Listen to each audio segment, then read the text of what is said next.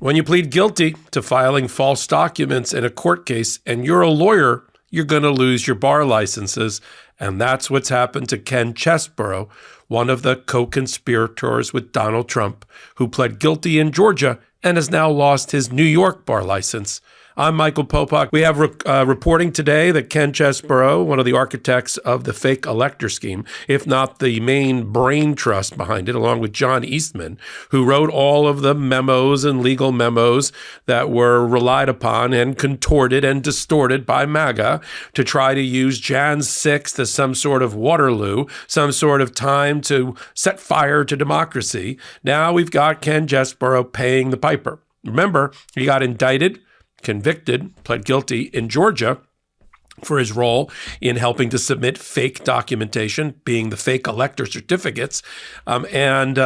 He apparently, Ken Chesebro, had a series of bar licenses. As a lawyer, let me tell you, this is how it works. You have to have a bar license to practice in each individual state and in the federal court separately and federal court separately. You have to usually take a test, or sometimes you're able to waive in if there's reciprocity. And it's not unusual for a lawyer to have more than one bar license in order to practice around the country. I have a couple of bar licenses. I'm admitted in federal courts around the country, and apparently so is Ken Chesebro. But when you plead guilty to a crime involving your law license and the positions that you've taken before a court, you're going to pay the consequences. I mean, Ken Chesebro should have known that a year ago when he pled guilty in Georgia, that alone, let alone the indictment in Arizona, the lawsuits in Wisconsin, the unindicted co-conspirator status in the District of Columbia, that this would, sort of raise the hackles of the bar grievance committees. And the way that New York works is that anyone can file a bar grievance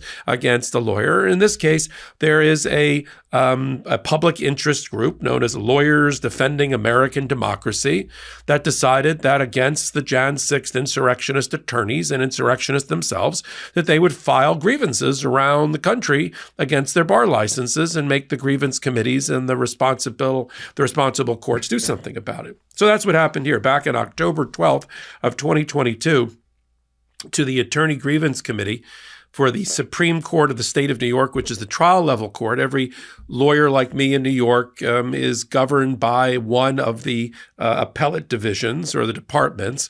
I'm in the first department. Other people are in other departments. And here, apparently, Ken Chesebro was originally admitted in the third department. So this was addressed ultimately to the third department, and it laid out that Chesebro, Eastman, and Rudy Giuliani devised and attempted to implement a fraudulent scheme relying on fake electors in order to overturn Joe Biden's irrefutable victory in the 2020 presidential election. They go on to detail in their letter all the multiple ways that Ken Chesebro violated the rules of professional responsibility in New York and in other places. The code of professional responsibility is about the same as ethics requirements in most states. I'll just give you some summaries of the bullet points, that Chesebro conceived and participated in planning and promoting the creation of the fake electors in multiple states, that he advanced and promoted the false legal theory that Vice President Pence could declare that the electoral slates from the multiple states were disputed by virtue of these fake elector slates, and that he could declare the outcome of the electoral count in favor of Trump. That Chesebro knew that the scheme to submit the fake elector slates and to propose the vice president as the sole arbiter of the outcome had no basis in fact or law. We know that also from some new filings by the special counsel, Jack Smith, in the D.C. election interference case, where Ken Chesebro was an unindicted co-conspirator, Donald Trump being the indicted co-conspirator, because we just got our hands on an appendix of 3,000 pages of documents, including John Eastman's and Ken Chesebro's legal memos in which they laid out the whole fake elector scheme. They also said that in their complaint that Chesebro conspired with Rudy Giuliani and John Eastman and others to subvert our democracy by preventing the proper certification of Mr. Biden's victory, and that this all reflected poorly on someone's fitness to be a lawyer in violation of a number of rules of professional responsibility in New York and in other places. The older I get, the more I find myself wanting to be intentional about how I live, eat, and take care of my body. That's why I'm so excited about Mosh Bars, a protein snack that not only satisfies, but helps me live intentionally too. Mosh Bars are more than just your average protein bar. They're packed with ingredients that support brain health, including ashwagandha, lion's mane, collagen, and omega-3s. With 8 delicious flavors, including a plant-based option in peanut butter and chocolate, there's something for everyone. What sets Mosh apart is their new formulation featuring cognizin, a premium nootropic that supplies the brain with a patented form of acetylcholine. It's a brain-boosting ingredient you won't find in any other bar. I've made Mosh bars part of my daily routine, and I love how they keep me fueled throughout the day. My favorite flavor is banana bread, but I haven't tried a bar from them I haven't loved.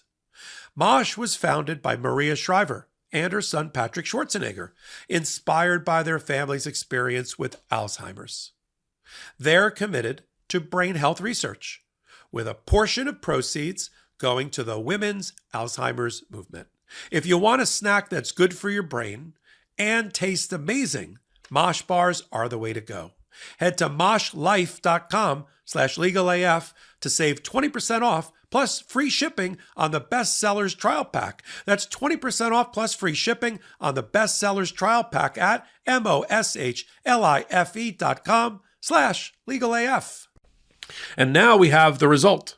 Ken Chesborough has been suspended indefinitely pending a further review at some other time. Usually these suspensions last at least 5 years by a court, the 3rd District Court of Appeal in New York, who, upon the recommendation of the grievance committee right below it, and after an evidentiary hearing and submissions by the parties, has decided that Ken Chesborough is unfit to practice law in the state of New York. Now, he's also has a law license in Massachusetts and Texas, in California and Florida, and in other places. It really depends on the place. I doubt Texas, for instance, is going to yank his ticket. They didn't yank the ticket of Sidney Powell, and she did as much, if not more, to damage democracy and breach her ethics code. Texas, the courts there rallied around Sidney Powell and kept her license in place. California, I could see him clearly losing his license. Florida's a tough place. Even though the governor is Republican, it is governed by something called the Florida Bar, of which I am a member. The Florida Bar usually takes these things seriously. It's independent from the governor. The current board of governors and then the ethics committees within it take this type of charge very seriously. I think it's 50-50. He loses his license in Florida. Certainly Massachusetts he will, and certainly California he will, fast on the heels of New York. This is what we saw with Rudy Giuliani.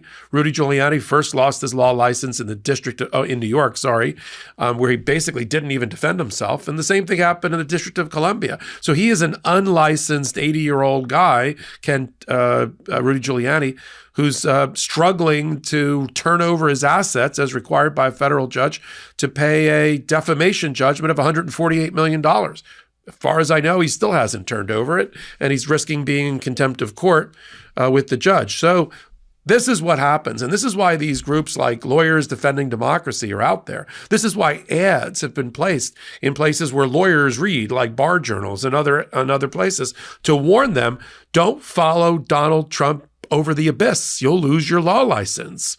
Don't take meritless, bad faith positions that you know are false in a courtroom just because you're being paid by Donald Trump or his PAC and expect to get away with it. I mean, I reported on this on Legal AF a couple of weeks ago. An entire set of ads have gone up that are focused on attorneys to get them to understand that their law license, their profession, and their ethics are more important than representing their client. You represent them zealously, yes, but you can't represent them fraudulently.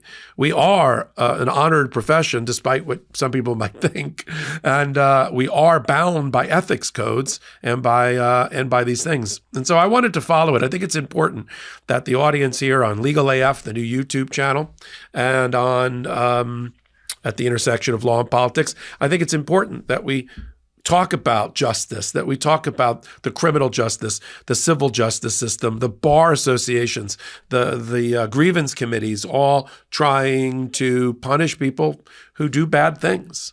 And we'll report on it right here. I'm at the intersection of law and politics every day, every hour on Legal AF, the YouTube channel, which you can find at LegalAFMTN. You're already here. Hit the free subscribe button. Ask friends and family to do the same thing as we build this channel to survive and thrive on the other side of the election. And then, of course, Legal AF, the podcast on the Midas Touch Network every Wednesday and Saturday at 8 p.m. Eastern Time.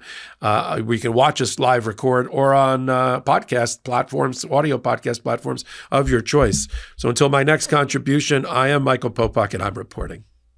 In collaboration with the Midas Touch Network, we just launched the Legal AF YouTube channel. Help us build this pro-democracy channel where I'll be curating the top stories, the intersection of law and politics. Go to YouTube now and free subscribe at Legal AF MTN. That's at Legal AF MTN.